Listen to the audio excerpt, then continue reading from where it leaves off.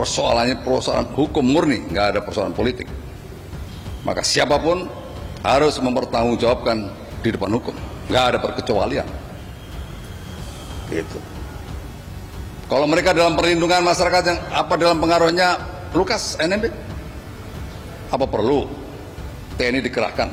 Kasus Lukas NMB, kami telah menyiapkan 1.800 personil di Papua dan kami siap untuk membackup apabila memang KPK meminta. Jadi tentunya kami juga mendukung penuh pemberantasan korupsi. Maka ya sekarang harus menerbitkan surat perintah membawa, dilakukan penangkapan dan dibawa ke Jakarta, ditahan. Kalau memang sakit benar ya dibantarkan di rumah sakit. Nah, kalau ini tidak dilakukan, maka KPK akan terkesan tebang pilih atau perlakuan berbeda. Karena dulu Setia Novanto itu mengaku sakit kayak apapun, benjol-benjol, tetap dilakukan penjemputan paksa. Ya, tentu kami pertimbangkan setelah kemudian tersangka hadir di Jakarta dan kemudian dilakukan pemeriksaan oleh tim medis independen tentunya, yang mana KPK telah lama juga bekerja sama dengan pengurus besar Ikatan Dokter Indonesia untuk melakukan asesmen terhadap saksi maupun tersangka. Tentu dari KPK akan mengambil langkah-langkah yang tentu kami dari Polda Papua siap untuk memberikan pelayanan yang terbaik, baik kepada masyarakat secara umum oleh keluarga dari Bapak Lukas NMB dan kepada pengikutnya serta kepada pihak KPK.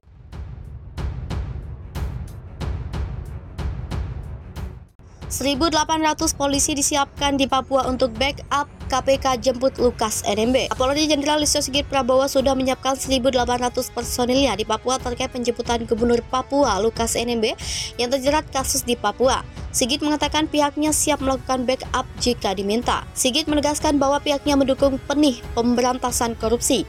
Sebagaimana diketahui, Lukas NMB terjerat kasus korupsi di KPK. PPATK menemukan sejumlah transaksi terkait Lukas NMB ke sejumlah rekening judi kasino di beberapa negara. Hingga kini, Lukas NMB masih belum memenuhi panggilan KPK karena alasan sakit. Selain itu, suasana Papua sempat memanas ketika kasus Lukas NMB diungkap. Anak asli Papua sebut Lukas NMB habiskan uang rakyat, tak pantas jadi pemimpin. Pejabat Gubernur Papua Barat Paulus Waterpau menyebut Gubernur Papua Lukas NMB tidak pantas jadi pemimpin. Untuk itu, ia meminta agar tersangka kasus korupsi di KPK itu mundur dari jabatannya. Sebagai anak Papua, Paulus merasa malu melihat kelakuan Lukas. Selain menjadi tersangka kasus korupsi, Lukas juga disebut telah bikin malu masyarakat Papua setelah kedapatannya foya-foya di tempat kasino di luar negeri. Menurutnya, Lukas tengah memperlihatkan gaya hedonnya dari uang rakyat. Oleh sebab itu, Paulus meminta kepada Lukas untuk menanggalkan jabatannya sebagai gubernur Papua daripada nantinya harus ditangkap KPK dengan status kepala daerah. Ia kemudian menjelaskan kalau permintaannya itu murni berasal dari dirinya sebagai putra Papua. Sebelumnya, Pusat Pelaporan dan Analisis Transaksi Keuangan telah membekukan atau memblokir transaksi keuangan tersangka suap Gubernur Papua Lukas NMB. Semua yang diblokir itu ada di 11 penyedia jasa keuangan senilai 71 miliar rupiah. Kepala PPATK Ivan Yustiavandana mengatakan transaksi keuangan di 11 penyedia jasa keuangan yang diblokir seperti perbankan dan asuransi. Diungkapkan mayoritas transaksi di 11 penyedia jasa keuangan dilakukan anak Lukas NMB. Dalam kasus suap yang menjerat Lukas NMB, PPATK telah berkoordinasi dengan Komisi Pemberantasan Korupsi sebanyak 12 analisis transaksi keuangan Lukas NMB dari periode 2017 hingga saat ini diserahkan ke KPK. Hasilnya ditemukan transaksi perjudian yang dilakukan Lukas NMB senilai 560 miliar rupiah ke kasino 2 negara. Transaksi dilakukannya secara tunai. Dalam periode singkat, PPATK juga menemukan aliran dana senilai 5 juta dolar Singapura atau dalam mata uang Indonesia sekitar 53,132 miliar rupiah. Uang Gubernur Papua Lukas NMB diduga mengalir kasino Australia. Aliran uang Gubernur Papua Lukas NMB sedang tersandung kontroversi terkait judi. Uangnya diduga mengalir hingga kasino Australia. Dilaporkan ABC Australia Sabtu 1 September 2022, Lukas NMB diduga menyalahgunakan setidaknya 560 miliar rupiah sejak 2017 dan menghabiskan sebagian besar dana tersebut di kasino luar negeri termasuk Singapura dan Australia. Kini skandal tersebut telah menyebar ke Australia, di mana penyidik Indonesia mengkonfirmasi jika mereka sedang memeriksa transaksi di Crown Casino di Perth dan deposito bank yang mencurigakan di Perth dan Melbourne. Pekan lalu, Pusat Pelaporan dan Analisis Transaksi Keuangan Indonesia mengungkapkan pihaknya sedang menyelidiki beberapa jejak uang yang mencurigakan selama 5 tahun terakhir, yang melibatkan rekening bank pribadi Lukas NMB atau rekening yang diduga ia kendalikan.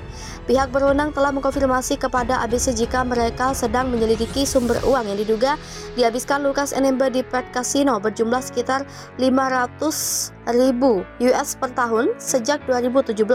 Satu sumber mengatakan kepada ABC jika NMB dicurigai menghabiskan dana lebih dari sekadar bertaruh di kasino.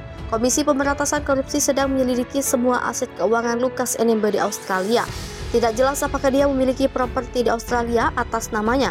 Organisasi Transportasi Internasional menyebut kasino di Australia telah menjadi tujuan pencucian uang. ABC mendapat informasi jika rincian transaksi ke atau rekening bank Australia menjadi bagian dari 12 laporan yang baru-baru ini dikirim PPATK ke Komisi Pemberantasan Korupsi sebagai bagian dari penyelidikannya terhadap Lukas NMB. Pekan ini, Organisasi Anti Korupsi Masyarakat Anti Korupsi Indonesia mengatakan kepada ABC jika mereka memiliki bukti Lukas berada di Australia pada bulan Juli tahun ini.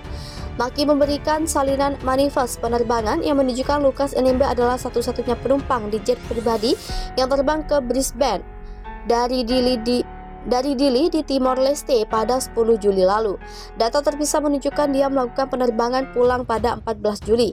Saat ini sedang ada penyelidikan untuk mengetahui dari mana uang itu berasal, apakah Lukas menyedot uang dari dana otonomi khusus yang dialokasikan setiap tahun oleh pemerintah Indonesia untuk proyek-proyek pembangunan dan pendanaan operasional di Papua. Pengacara Lukas menolak semua tuduhan. Mereka membantah Lukas telah menyalahgunakan uang rakyat dan mengatakan tuduhan itu bermotif politik.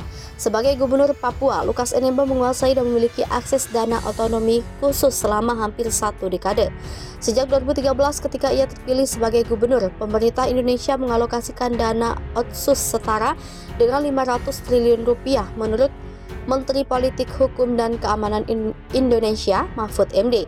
Bulan ini sudah 2 kali KPK memanggil Lukas NMB untuk dimintai keterangan setelah menetapkannya sebagai tersangka atas dugaan suap senilai 1 miliar rupiah dari seorang pengusaha Papua. Tetapi Lukas sudah 2 kali gagal diperiksa langsung oleh KPK karena alasan sakit.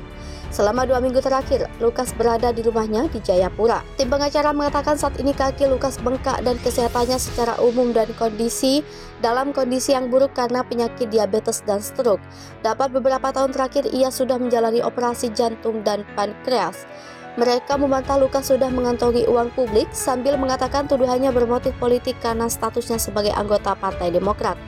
Muhammad Rifai Darus, juru bicara Lukas NMB, mengatakan pembagian dana otsus yang dilakukan gubernur sudah sepenuhnya sah dan dugaan suap dari pengusaha adalah uang miliknya pribadi. Pengacaranya juga berusaha menjelaskan jika kekayaan Lukas adalah kekayaan pribadi karena memiliki tambang emas di Papua. KPK mengatakan jika Lukas bisa membuktikan kekayaan dan pengeluarannya yang sah, maka kasusnya akan dibatalkan. Sejak awal pekan lalu, ribuan pendukung Lukas berada di luar rumahnya di Jayapura sebagai proses atas tuduhan korupsi kepada Lukas dan menuntut kasusnya dibatalkan. Mereka memblokade rumah untuk mencegah aparat penegak hukum menggerebek rumahnya dan menangkapnya. Presiden Indonesia Joko Widodo sudah mengeluarkan imbauan agar Lukas menghormati panggilan KPK. Presiden Jokowi mengatakan semua warga negara Indonesia memiliki kedudukan yang sama di mata hukum.